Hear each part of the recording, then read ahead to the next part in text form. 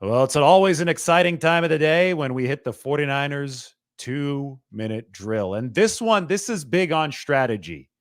The two areas that the 49ers absolutely must address, at least in some shape or form, so that they can kick down the door and beat the Kansas City Chiefs in the next Super Bowl. And I'm just assuming they're going to play the Chiefs. I think this is going to play out like 49ers Cowboys in the mid 90s, where the 49ers were finally able to get the Cowboys in that NFC championship game in the 1994 season. But anyway, to the improvement focuses. Improvement focus number one for San Francisco is going to be run defense.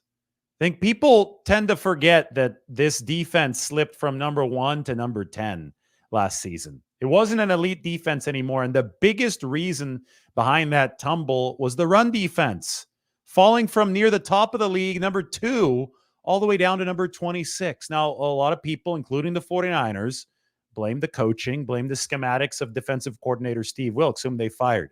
But beyond that, there is a personnel issue that the 49ers have grappled with ever since DJ Jones, their big nose tackle, signed with Denver prior to the 2022 season. If you look at the defensive depth chart, you could see all the teal. It's all the changes, the additions the 49ers have made in the free agent market. They've brought in 4 new veteran defensive linemen. They've also added in the secondary and at the linebacker level. But that defensive line in particular has undergone a big transition. Eric Armstead obviously is no longer with the team.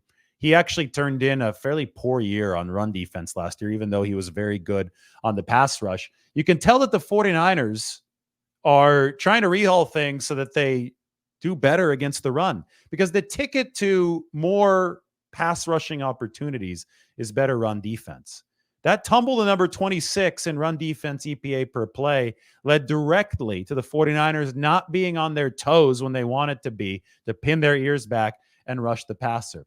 So my question is, you're missing DJ Jones. Eric Armstead obviously wasn't the same type of run defender without DJ in the lineup. Are you going to be able to get the production that you need from Malik Collins? Jordan Elliott, who started for the Browns last year, are you going to be able to get good run defense production on the edges from Leonard Floyd and Yetur Gross-Matos? I think on the edge, and the 49ers got hurt by so many cracked toss plays last year, and Chase Young was not a good run defender for them, especially down the stretch, especially in that game against Detroit in the postseason. I think on the edge, the 49ers have definitely gotten a lot better. Leonard Floyd is a scrappy guy on the edge. He might look like a wide receiver. I mean, he's a lighter type at that defensive end spot, but he can hold an edge against the run. Veteran, savvy player. Yetur Gross-Matos, by the way, I think his skill set fits directly with what the 49ers have tried to do. Think of a Charles Omenihu and Arden Key, somebody that plays outside, then shifts inside. But I still think that inside nose tackle position is going to be really important, and it may be where the 49ers remain a little bit soft. Malik Collins has been a better pass rusher than run stopper over the course of his NFL career. Jordan Elliott, we'll see who he becomes. But yeah, I mean, he was with the Browns. He played in the wide 9. Jim Schwartz, one of the mentors of Chris Kasarik, runs the wide 9 in Cleveland. So we'll see if Jordan Elliott can continue to advance his career in a kind of a second unit role with the 49ers. But beyond that, they've got guys like Evan Anderson, the biggest player I think they've ever had in this regime. Defensive tackle out of Florida Atlantic. Shaquille Brown might be the most intimidating body out there for the 49ers, second-year man who they signed after a tryout this offseason. And Kalia Davis, who they've actually compared to DJ Jones himself. Can one of these 3 guys step up and into the rotation in place of maybe a Kevin Givens, who right now I project to be in that 8-man rotation, and make the 49ers into a better run defense? It's a massive key this season. Improvement focus number 2 is the other side of the ball, pass protection. I talked about the number 26 ranking in run defense. Well, that's right around where the 49ers ranked in pass block win rate.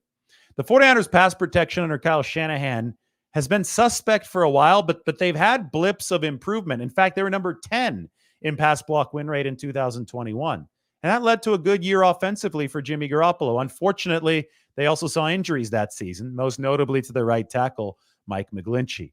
That forced Tom Compton to play right tackle, and the 49ers got a whole lot worse at that position. That also led to all those injuries to Jimmy Garoppolo, which ultimately derailed the 49ers season. So you had all that happen, in the 2021 season. And then 2022, I think, really began the regression of the pass protection, even when there was health at play. 2023, a further step back because the interior line got worse. Jake Brendel, the center, was actually pretty good in that 2022 season, but he did definitely lose a step in 2023. Could have had something to do with a knee tendonitis that has kept Jake Brendel sidelined over the course of the 49ers spring program. Anyway, with pass protection being mired down in the 20s and with Brock Purdy, the 49ers quarterback, being an absolute star and so far overcoming that pass protection, but there's an investment coming up in Brock Purdy that makes you think, well, the 49ers really, really want to make this portion of the team better. And they did their best over the course of the draft. They didn't have a high draft pick, so it wasn't a situation where they're going to pick one of the top tackles in the draft. They're going to hope for Colton McKivitz to take a second-year stride. What they did was they focused on interior O-line improvement with the draft capital that they had. And they used a fairly high pick, a third rounder, a Dominic Pooney.